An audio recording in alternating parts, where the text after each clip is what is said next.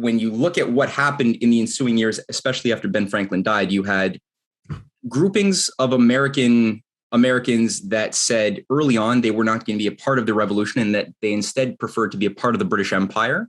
And that encompassed the city of London as the international financial hub around the Bank of England that to this very day remains an international node of control.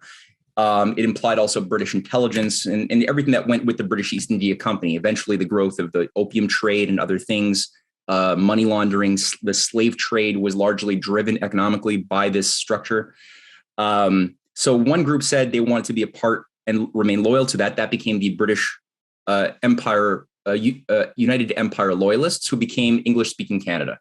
You had some Canadians, some French Canadians who wanted to be a part of the revolution. And that's when Benjamin Franklin was up here organizing.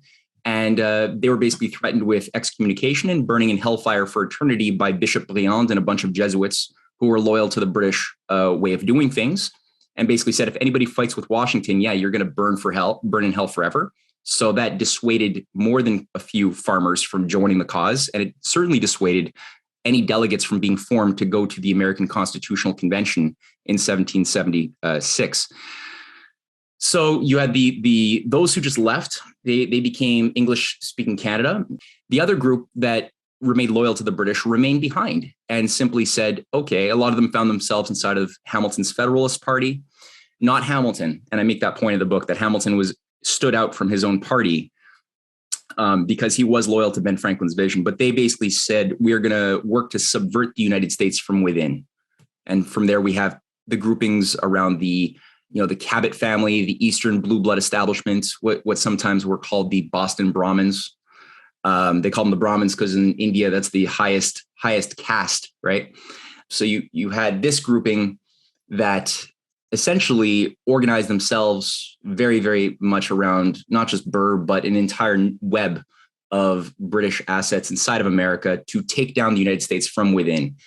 And this became sort of the bane of America's existence that to this very day has not been purged. And that's the second America. So there's two Americas at war with each other, a legitimate one.